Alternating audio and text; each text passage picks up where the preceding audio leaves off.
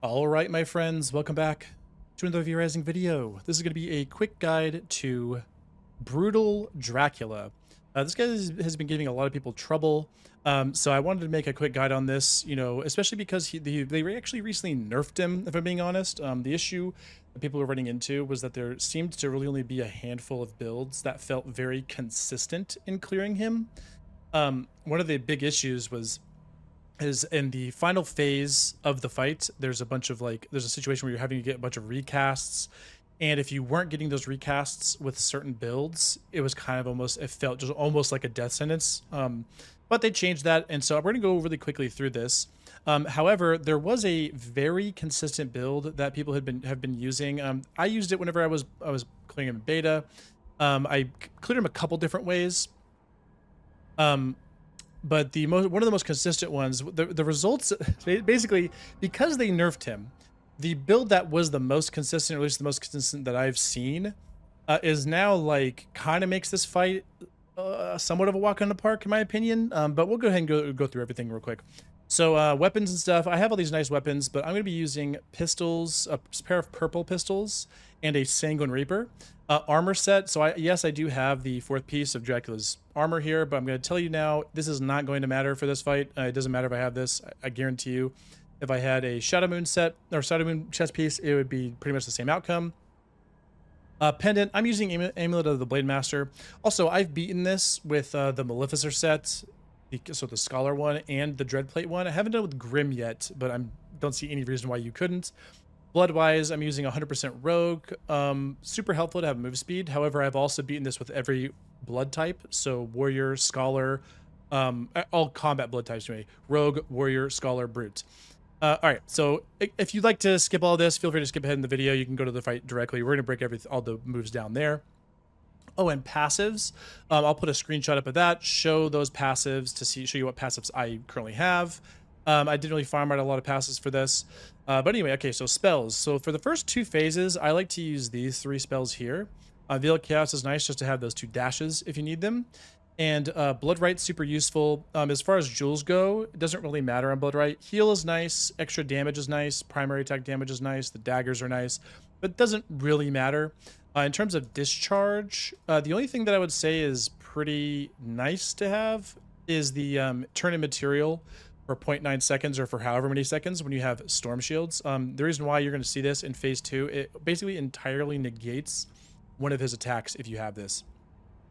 Next, in phase 3, whenever he goes down, probably the most consistent build that I've personally seen is Ball Lightning Void. Again, this is what we've been using, and it's still very, very good.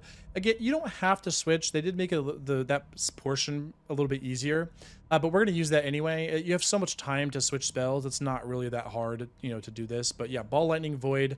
The only jewels that matter here is if you're going to use Ball Lightning into phase 4, like you can keep using it into phase 4 if you'd like.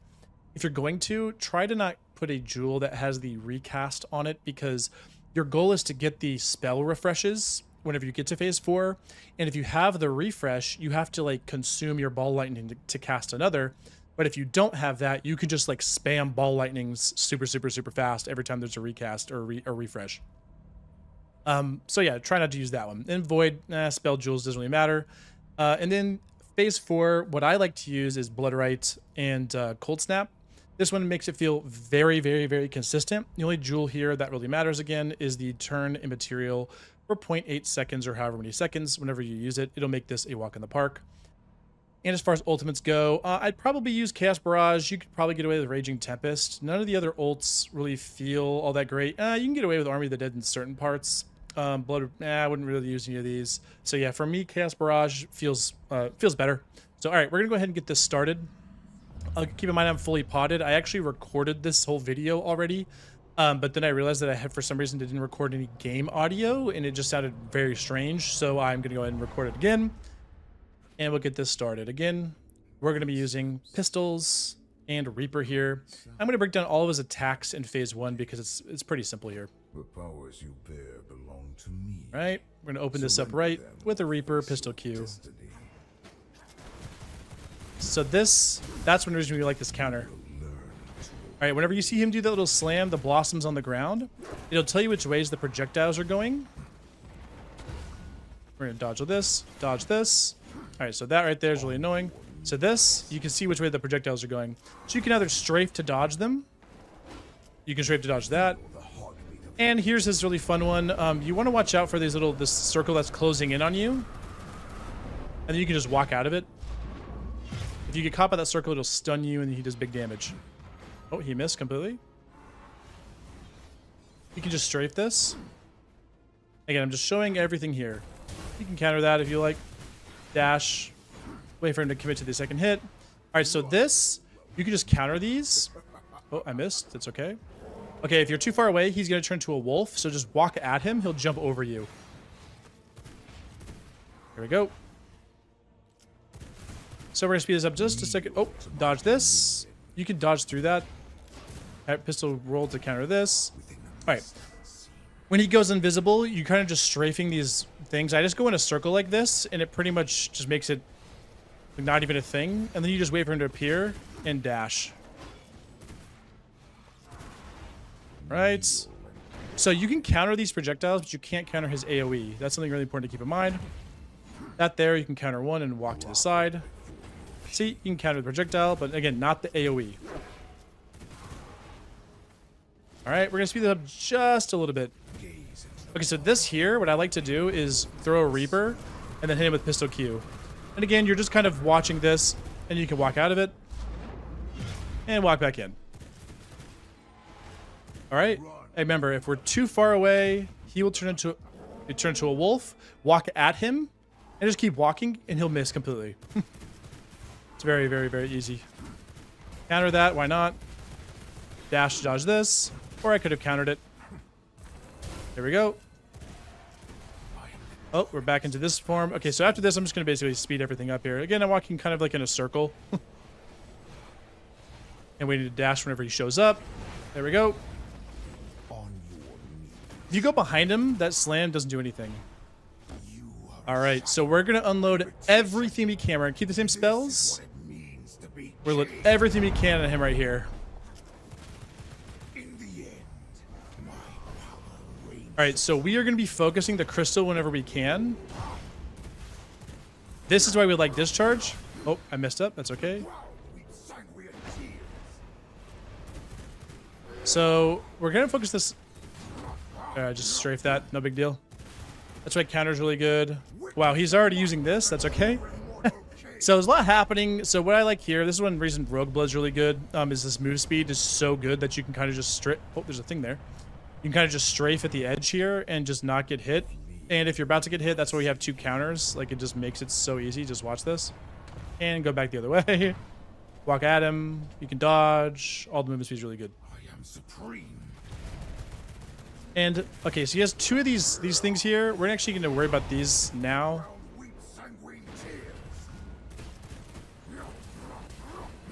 Oh, hit us anyway because he missed the third hit. That's okay. We're going to keep our health. So, in terms of health, you do want to keep your health about above... there. This is why we like discharge. Sorry. You want to keep your health above 50% if you can. Every one of his moves in phase 2 is just basically an augmented version of his phase 1 hits. Phase 1 attacks. Most of them. Yep, dodge that. Counter. There we go. And we stand right in the middle of this. You won't get hit. Strafe to the side, just like the other one. Again, we don't like these crystals. Look at this discharge. So you hit 3 of them, then you're immaterial.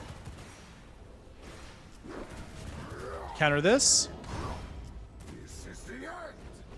Roll through. That was a little scary. So he's counting a lot of stuff now. So we want to break these crystals. Usually we want to break them whenever he summons them, if I'm being honest.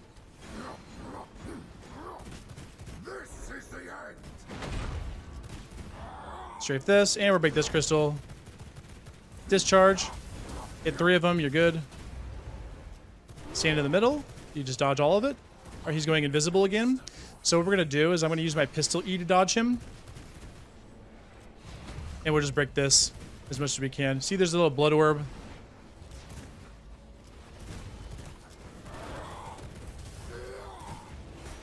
So again, like I said, we're getting hit here. There we go. If you don't have discharge up, you can counter with blood right and then just strafe to the side when he does this.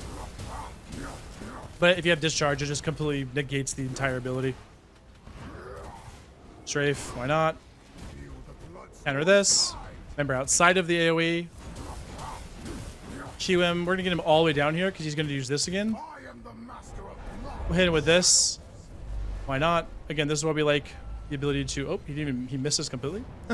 We like the ability to have insane move speed. Like, look at this. I'm just running around. It just doesn't really do anything. Just stay at the edge. I strafe left then right, right then left. And, oh, we need to counter. I just stand here. Oh, they missed anyway. Look at that. So this is why we have 2 counters. Makes it a lot easier.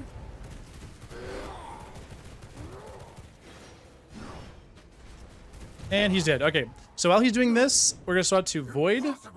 Ball lightning. That's it. And this part here, you're basically just trying to keep these things away from him as much as you possibly can. So here we go. It's kind of RNG. Sometimes they spawn in really weird locations. So we're just going to go ahead and throw a this on this. Throw this. So you want to kill these as fast as you possibly can. If they group, I like to just hit them. You can Q them if you'd like. Then we're going to go this way. Again, it can get kind of annoying, this whole section here. And if they heal him, nowadays it doesn't really matter with the buff that he got. So we're gonna Q them away.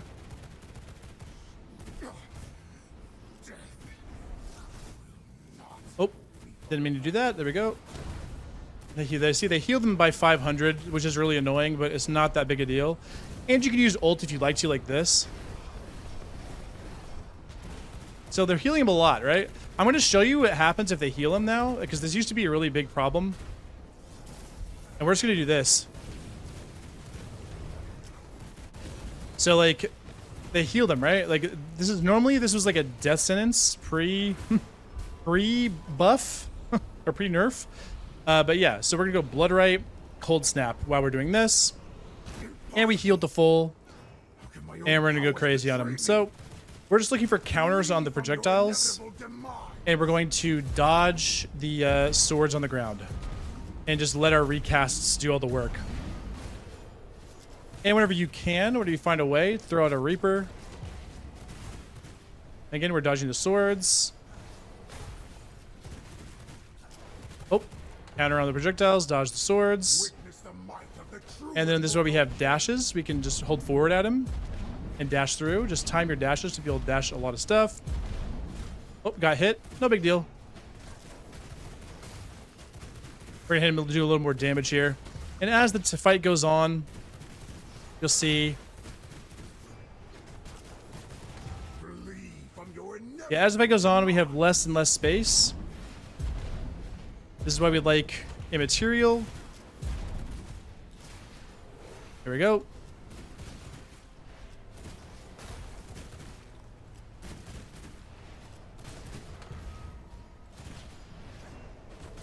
Oops, got hit a lot. That's okay. I'm going to show you how sloppy you can be on this now.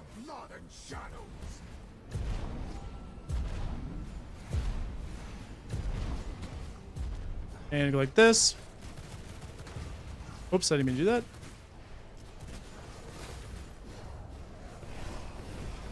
Ult him, why not? Witness the might of the true Immortal King.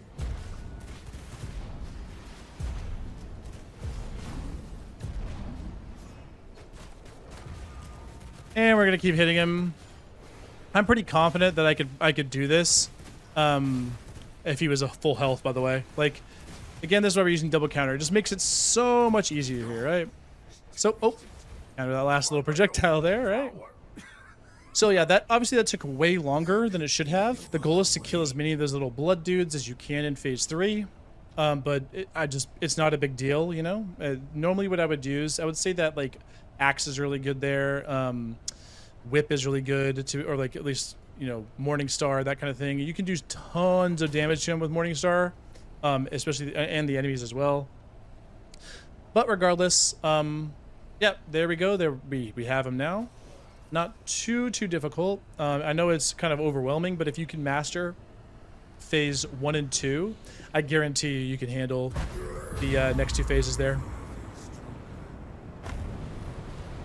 Just master those first 2 phases and then just keep practicing at the next 2 phases. So anyway, let's go ahead and do a quick Soul Shard of Dracula little peek here. Absolutely ridiculous stuff going on here. You can see the stat bonuses are absurd. 25% blood type efficiency is pretty nuts. 25% damage to vampires is ludicrous in PvP. 20% chance to do Vampire Curse is insane. And of course, the Blood Storm ultimate is absolutely insane. These will seek out enemies, and then you do a little AoE at the end. So anyway, awesome. Well, we enjoyed that fight. Super fun. That's going to be it, guys. If you have any questions, feel free to leave them down in the description. That's going to be it. Thanks for watching. Hope you enjoyed it, and we'll catch you in the next one.